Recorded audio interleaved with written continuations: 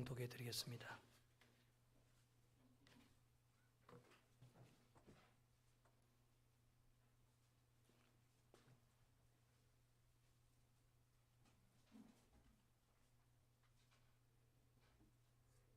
안식일이 지남에 막달라 마리아와 야고보의 어머니 마리아와 또 살로메가 가서 예수께 바르기 위하여 향품을 사다 두었다가 안식 후 첫날 매우 일찍이 해 돋을 때에 그 무덤으로 가며 서로 말하되 누가 우리를 위하여 무덤 문에서 돌을 굴려주리요 하더니 눈을 들어본즉 벌써 돌이 굴러져 있는데 그 돌이 심히 크더라.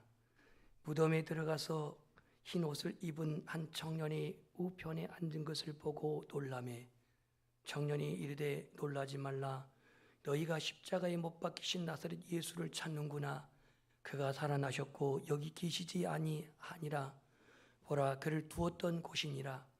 가서 그의 제자들과 베드로에게 이르기를 예수께서 너희보다 먼저 갈릴리로 가시나니 전에 너희에게 말씀하신 대로 너희가 거기서 배우리라 하라 하는지라. 여자들이 몹시 놀라 떨며 나와 무덤에서 도망하고 무서워하여 아무에게 아무 말도 하지 못하더라. 예수께서 안식 후 첫날 이른 아침에 살아나신 후 전에 7 귀신을 쫓아내어 주신 막달라 마리아에게 먼저 보이시니 마리아가 가서 예수와 함께하던 사람들이 슬퍼하고 울고 있는 중에 이 일을 알림해 그들은 예수께서 살아나셨다는 것과 마리아에게 보이셨다는 것을 듣고도 믿지 아니하니라. 아멘. 1884년 제가 신학 1학년 때 일입니다. 금요철야를 마치고 한숨도 잠을 못 자고 아침에 친구랑 태계로로 달려갔습니다. 태계로로 달려간 것은 태계로에 있는 대한극장에서 영화를 보기 위한 것이었습니다. 그 영화는 이 설교와 무관한 영화가 아닌 여러분들이 잘 알고 있는 아카데미 11개 부분 수상 빛나는 배너였습니다. 아침 프로를 조조라고 그러죠. 조조. 그죠? 거기 갔는데 한 500명이 줄을 섰어요. 도대체 배너가 뭐길래 500명이나 이 아침에 줄을 섰을까? 저는 밥 먹을 때 줄 서는 거라고 구경할 때 줄 서는 거는 용납이 안 됩니다. 저는 안 먹고 안 봅니다. 그런데 어저께 기도를 철야기도 하고 지금 아침 왔는데 그날만큼 예의 없이 줄을 서서 입장해서 프로그램을 보는데 제 친구는 영화 시작하기도 전에 잠을 퍼질러 잡니다. 하긴 철야했으니 잠을 안 자겠습니까? 그래서 제가 야, 너 잘나면 부들이 영화 보러 왔어. 코까지 거니까 너 나 친구 아니야? 민망해서. 근데 저는 이제 영화의 그 한 러닝타임 3시간 40분 동안 영화를 보는데 다른 사람들은 뭐 마차 경주가 뭐 신난다 어쩐다 그러지만 저는 그 영화를 보면서 감동의 눈물을 흘렸던 부분이 바로 그것이었습니다. 예수님의 십자가로 말미암는 그 회복과 용서와 그 사랑의 그 구원이 그 메시지에 담겨 있었습니다. 예수 그리스도의 사랑 앞에 증오가 사라지고 예수 그리스도의 보혈 앞에 그 문둥이가 깨끗해지고 예수 그리스도의 사랑으로 말미암아 구원하시는 그 은혜를 영화를 통해서 경험하게 되었습니다. 이 배너라고 하는 원저자인 루 윌리스라고 하는 사람은 북군의 장군 출신의 작가입니다. 루 윌리스라고 하니까 또 할리우드 빡빡이 그 브리스 윌리스하고는 다릅니다. 질이.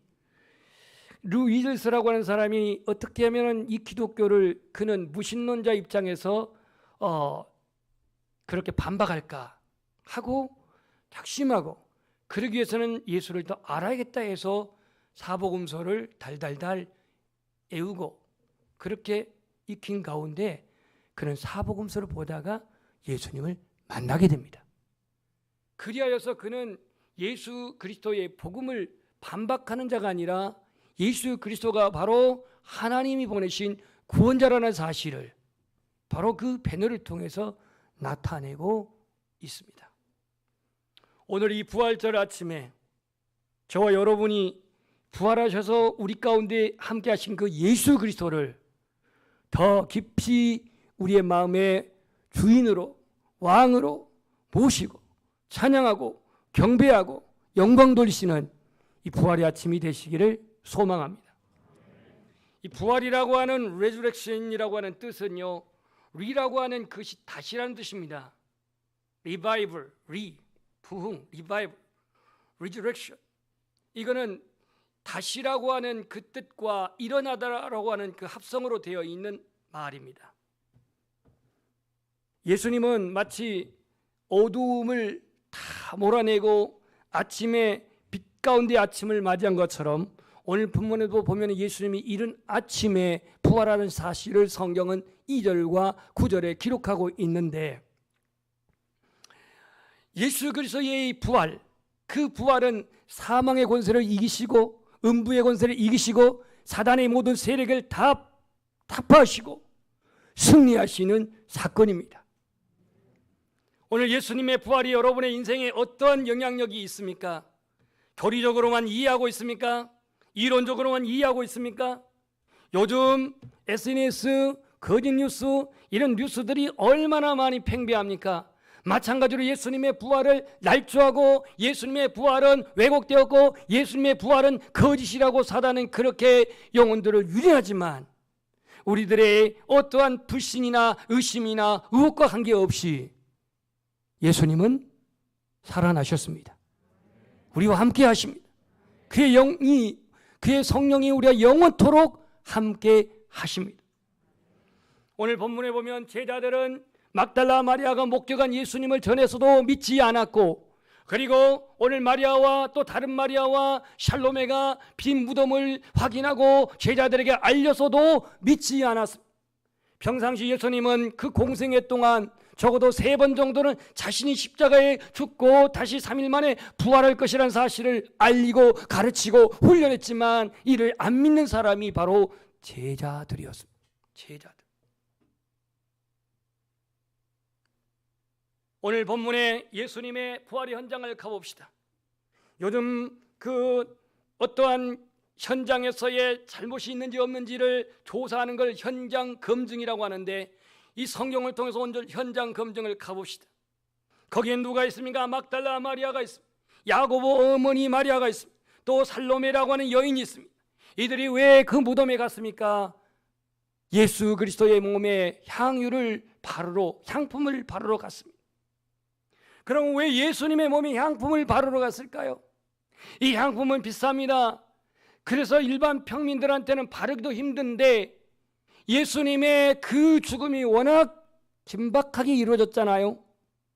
말하자면 그 목요일 날 저녁에 잡혀가지고 목요일 저녁 밤새도록 신문당하고, 가야바의 뜰에서 빌라도 관저에서 헤롯의 그 왕궁에서 밤새내 끌려다니면서 그렇게 신문을 당하시다가 결국은 빌라도 총독 관저에서 사형언도를 받고 그 다음날 바로 십자가에 처형당합니다. 그리고 저녁에 바로 아리마다의 그 요셉 무덤에 그가 장사 지낼 때에 그 긴박하게 안식일 날 장사할 수 없어서 긴박하게 장례를 했기 때문에 주님의 몸에 향유를 바를 틈도 없이 주님은 매장당하신 겁니다. 그래서 여인들이 이 예수님의 몸에 향유를 부으려고, 향품을 부으려고 그 무덤에 갔는데, 가면서 그들은 말합니다. 3절에 우리가 이 향품을 바르게 가지만 누가 그 돌무덤을 옮겨주리요? 누가 그 돌무덤을 옮겨주리요? 굴려주리요? 그렇게 마음에 염려를 하면서 무덤에 갔더니 4절에 벌써 돌이 굴러져 있었다 그랬습니다. 거기는 누가 있었냐면 무덤에 들어가 보니 흰옷 입은 한 청년이 우편에 있었다 그랬습니다. 무엇을 우편입니까? 예수님이 누웠던 우편입니다.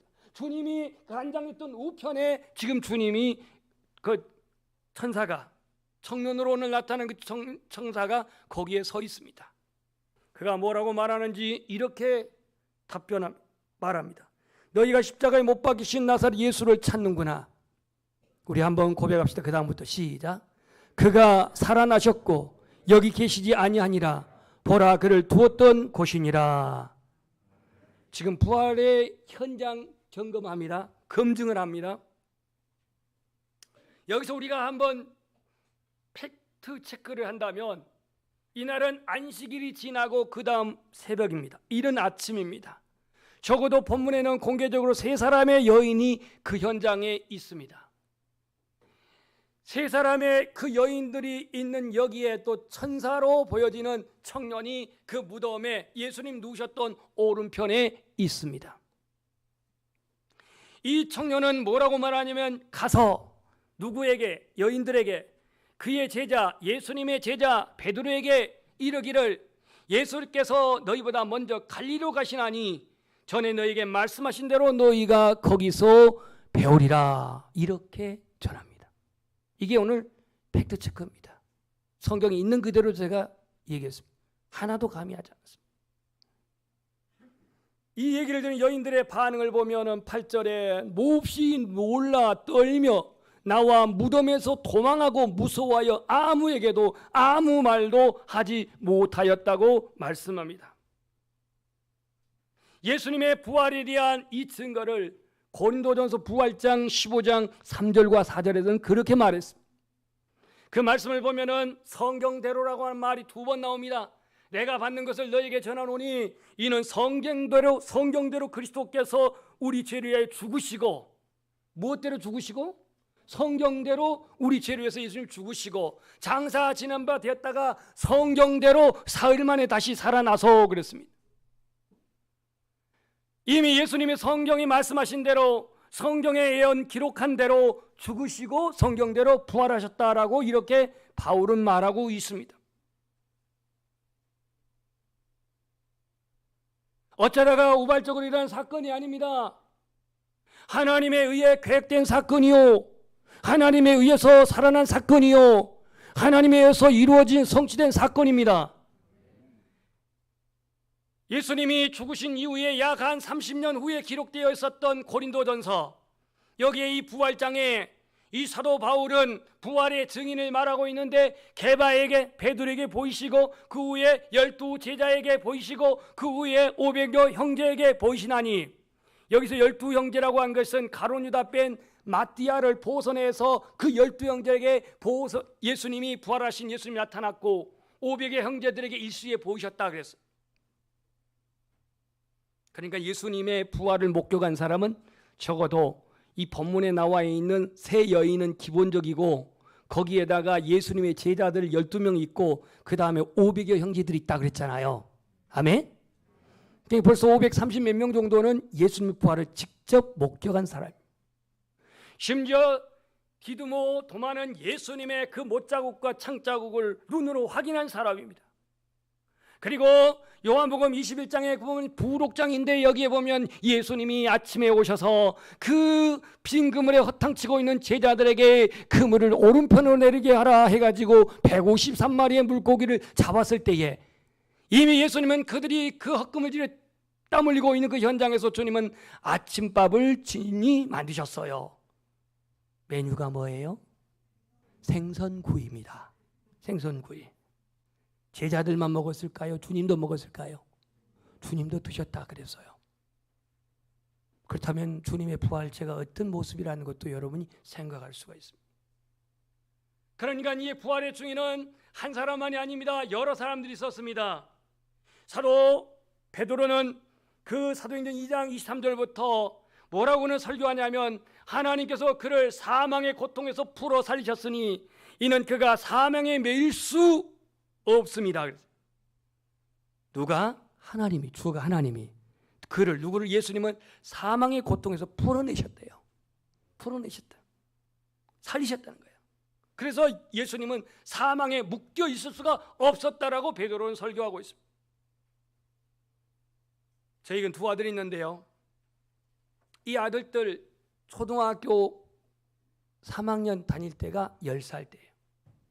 지금은 키가 뭐 187, 178 그러는데요. 그 당시에는 저보다 다 작았어요. 아무리 지네들이 힘을 써도 저하고 씨름해서 이길 수는 없어요. 팔씨름하든 그냥 씨름을 하든 이길 수가 없어요. 저주면 모를까. 무슨 얘기입니까? 아무리 사망의 권세가 크고 아무리 마귀 사단의 그러한 세력이 크다 할지라도 하나님께서는 그 사망을 이기시고, 예수 그리스도는 그 사망의 권세를 이기시고 그 사단의 모든 권세를 이기시고 다시 부활을 하셨습니다.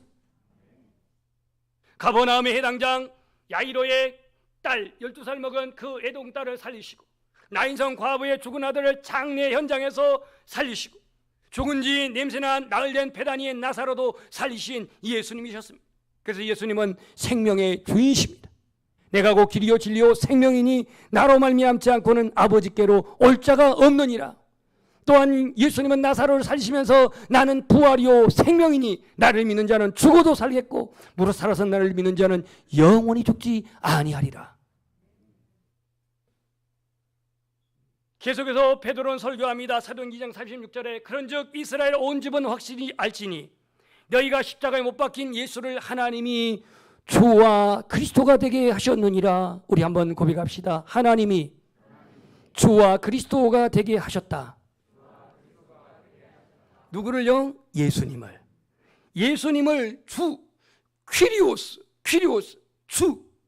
주인으로 세우시고 그리스도, 구원자, 메시아로 하나님이 세우셨다 그랬어요. 예수님은 우리의 범죄함 때문에 십자가에 내어준 바 되고 우리를 의롭다 하심을 얻기 위하여 다시 부활하셨습니다.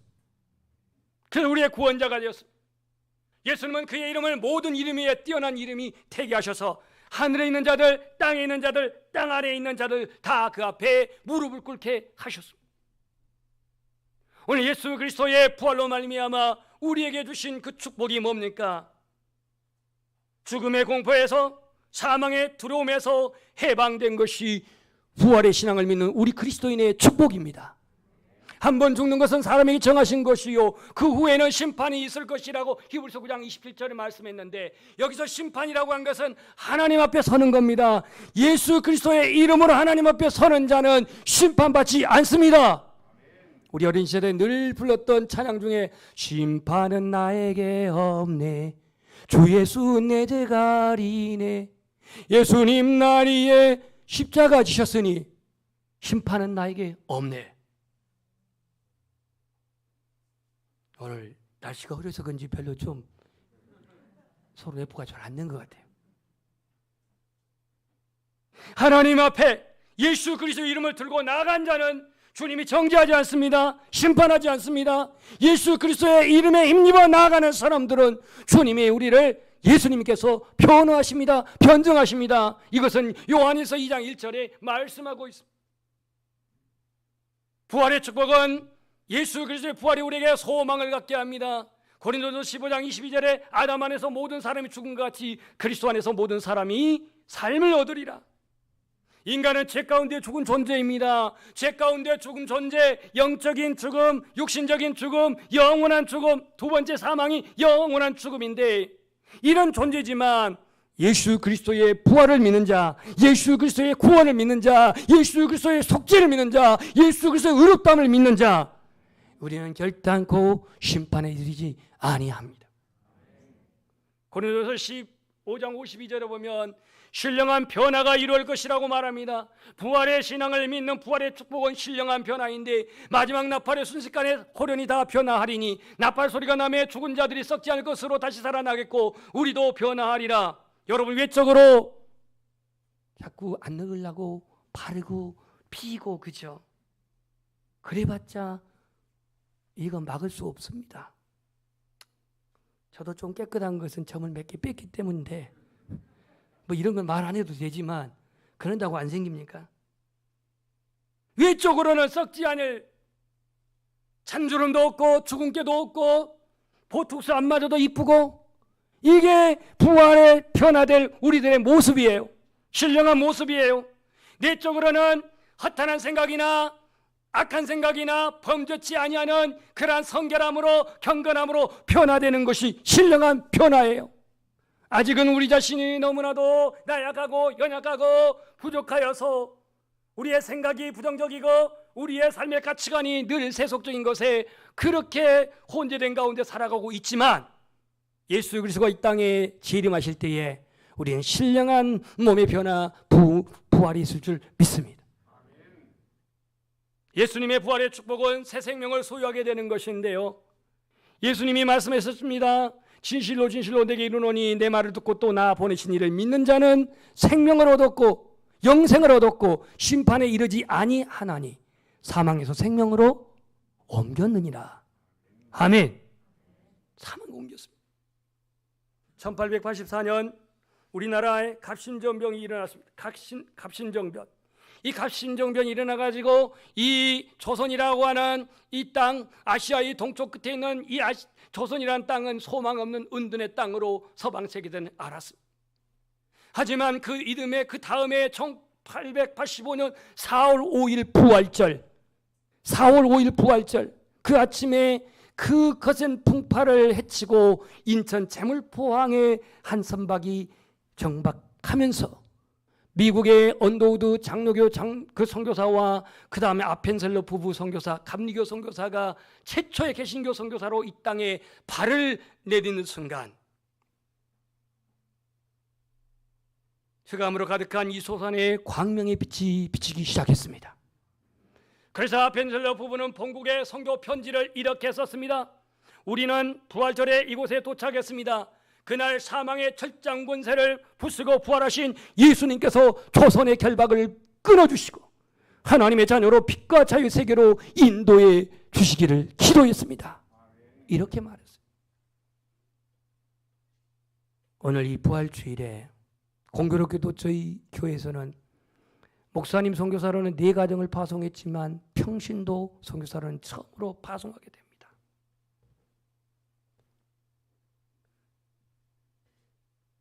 그야말로 이 캄보디아 킬링필드의 아픔이 있고 불교 국가인 이 땅에 하나님 주신 그러한 달란트의 의료로 그 영혼들을 섬기고 사랑하고 돌보고 복음을 증거하여 주님의 나라를 세우기 위하여 사랑하는 안수 집사님과 권사님이 오늘 파송식을 받고 금요일 날 떠나게 됩니다.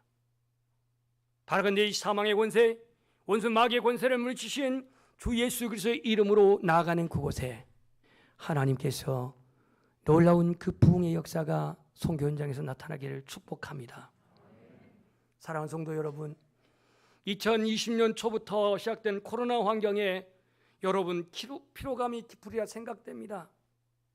아직도 이 코로나라고 하는 무덤에 갇혀 있습니다. 어둠에 매여 있습니다. 환경에 묶여 있습니다. 주님은 결코 그 칙칙한 돌무덤에 갇혀있지도 않고 묻혀있지도 않았습니다.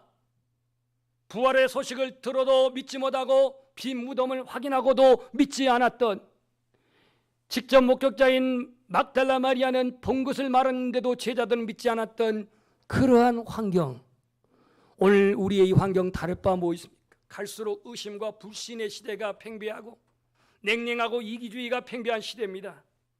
오늘 이 부활의 아침에 이 뜨뜻미지근한 우리의 심령이 다시 뜨거워지기를 소망합니다. 주님이 보내시는 믿음, 살아있는 믿음, 역사하는 믿음, 주님이 나를 쓰시는 믿음, 눈에 보이진 않아도 귀에 들리진 않아도 여전히 우리 안에 함께 살아계신 그 주님과 동행하는 그 믿음이 회복되기를 소망합니다.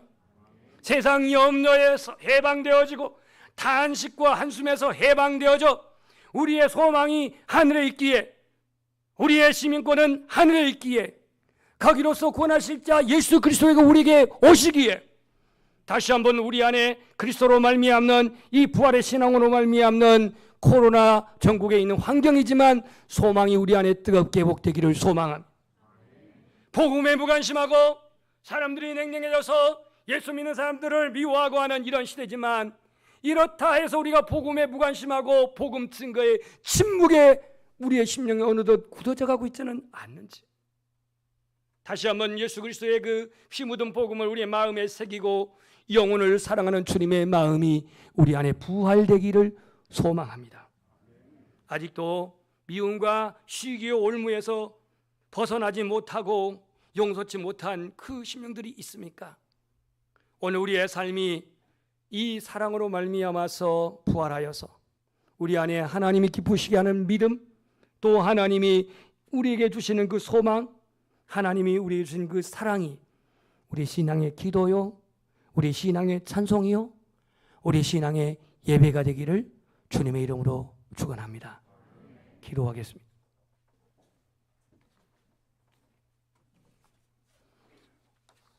존귀하신 아버지 하나님, 오늘 예수님의 부활을 중심으로 찬양합니다. 2000년 전에 성경대로 이 땅에 오셔서 성경대로 그는 십자가를 지시고 장사 지낸 바 되었다가 성경대로 부활하신 예수님, 오늘 이 부활의 아침에 우리 또한 우리의 믿음이 살아있는 믿음으로, 열매 있는 믿음으로, 하나님이 기뻐하시는 믿음으로 부활되기를 소망합니다. 세상은 힘들고 어렵고 환경은 열악하여도 코로나라고 하는 이 환경에 내가 매몰되어 묶이지 말고 예수 그리스도의 부활의 신앙으로 말미암아 다시 한번 우리 안에 소망이 가득하게 하시고 기쁨이 가득하게 하시고 감사가 풍족하게 도와주시고 하나님의 의를 이룰 수 있도록 인도하여 주시옵소서. 존귀하신 아버지 하나님, 아직도 이 세상은 너무나도 어둠이 간영합니다. 또 질병이 가득합니다. 미움과 시기가 너무나도 가득합니다. 이 부활의 신앙으로 말미암아 냉랭한 이 시대가 사랑으로 바뀌어지게 도와주시고 아버지 하나님,